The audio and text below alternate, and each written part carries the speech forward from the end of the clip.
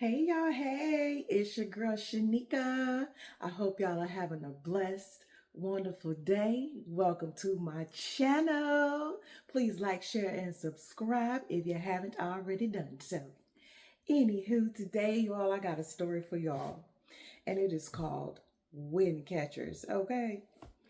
But before I get to the story, I am going to read an excerpt for y'all from Ecclesiastes chapter 2, verse 11, and it reads, Yet when I surveyed all that my hands had done, and what I had toiled to achieve, everything was meaningless. A chasing after the wind, nothing was gained under the sun. Story, Wind Catchers. Have you ever tried to catch the wind? I'm talking about get one of them plastic black bags and hold it up in the wind and let the wind flow through it. I've done that before.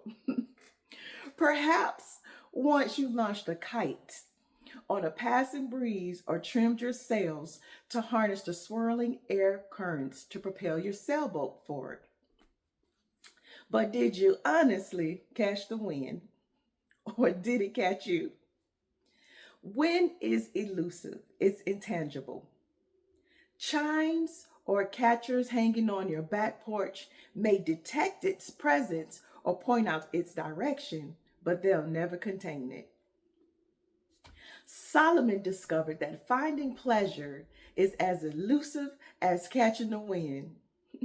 He pursued everything imaginable to achieve lasting bliss. But the smartest man alive had a restless mind. The richest man in the world couldn't buy happiness. The most powerful person in the kingdom was unable to satisfy his own heart. And although he had 700 wives, 300 concubines, he never found true love. Ain't that something? You have all them darn women and you still couldn't find your true love. That sounded like it was the lust demon. Okay. His conclusion, these pursuits were meaningless, completely unsatisfying. Securing happiness on our own is like trying to catch the wind. We can try to chase it, but it will always remain just out of reach. The Bible teaches us that instead of searching for happiness, we should allow God's joy and peace to reign in our hearts. Instead of striving for the things we think will satisfy us, we can learn to find true contentment by looking to God, whatever our circumstance. The Bible often uses the word blessed, which means, oh, how happy.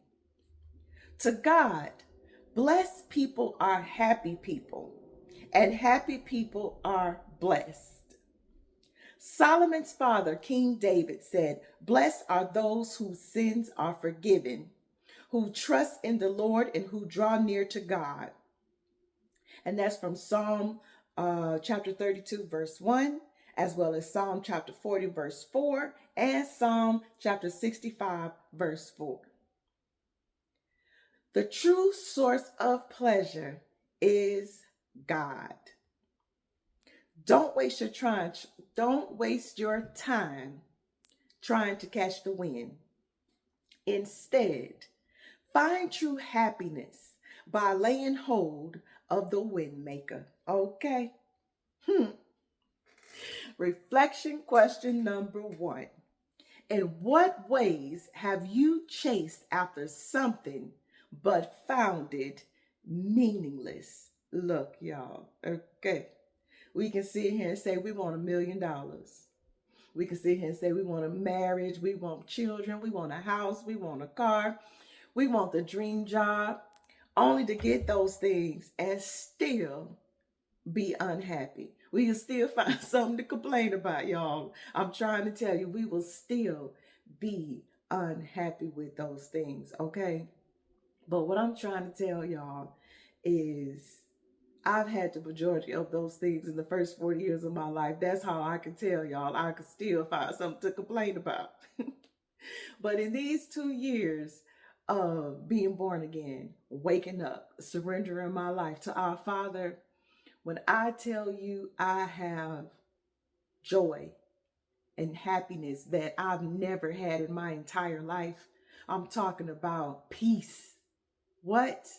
Unconditional love. You can sit here and cuss and fuss me out, and I'll be like, oh, really? That's how you feel? Okay. And not match your energy. And I'll give you the cut now. I'll give you the cut. After you done went off of me, but I'm not going to match your energy. Self-control. I'm talking about the fruits of the spirit, y'all, from Galatians 5:22. Now, it's not something that's given to you. It's something that you have to earn, okay? With each test that you go through, with each lesson on this journey, it's like you inherit another fruit of the spirit, okay? But that joy, I'm telling you, no amount of money, people, places, or things can give me the joy that our Father has given me, okay? And I can have joy in the midst of a storm. I done had it. Be sitting here in my mind, my flesh is telling me, oh my goodness, but my body, my spirit don't match because my spirit be like, girl, you a drama queen, okay? You acting a fool in your mind, and I've already taken care of everything for you, okay? So the materialistic things don't make you happy. You can get those materialistic things and it's going to be a temporary thing, because then you're going to be looking for the next thing, just like our boy Solomon here with all these darn women and concubines, okay? And I don't know how y'all know how that story ended, but he ended up with none of them, okay? He sent them on their way, gave them their own little piece of land, homes and everything, and ended up going by himself because he turned his back against God. And God took a lot of his kingdoms away from him because he turned his back to him. So he had to let all of them go and find himself again. Okay. So, anywho, reflection question number 2. What are some things in your own backyard that bring you joy? Think about that. Me, by myself. Like, I enjoy my solitude. Okay, for 40 years of my life, I was on the left, out there hanging out with people, doing this, doing that. I enjoy being by myself, my solitude. So what about y'all? What brings y'all joy? 3, when have you experienced a time of real contentment? And for myself, y'all, I'm gonna say these 2 years, past 2 years of my life that I have been spending with God, and He's had me cut off a lot of things out of my life. And it's like the more things I released out of my life, the lighter I felt. Okay, the more peace I had. I got rid of a lot of toxic people, places, and things, and I felt better and better and better. Okay, I have never felt this content in my life. Okay, so what about you? And if you're not there yet, start the journey with our Father. I guarantee you He'll get you there. Okay. And I have a little quote that I'm going to read for y'all. It's from Helen Adams Keller, and it says, many persons have a wrong idea of what constitutes true happiness. It is not attained through self-gratification, but through fidelity to a worthy purpose. Okay? Y'all invite our Father into your life. He gonna be the wind catcher for you, okay? He's the wind maker, okay? So go to Him. Go to our Father. He's gonna bring you that peace, that joy, that happiness. You're gonna have to work for it now. You're gonna have to do the work. But I guarantee you, once you get it, once you step into Galatians 5:22, and you see all the work that you had to put in, you ain't gonna let nobody come up in your life and take that away. Take your joy away, your happiness, your peace, because you did the work. And you will be able to identify people who walking in Galatians 5:22 as well, because you will know too that they did the hard work. And they ain't about that Galatians 5:19 life, okay? You'll be able to identify those people that's going to join you with that joy and that peace. And if they're not with it, then you got to let them go, okay, until they get there. Anywho, Thank y'all so much for tuning in. God bless y'all. Please like, share, and subscribe. I thank y'all for tuning in. I love y'all. Have a wonderful day. Bye.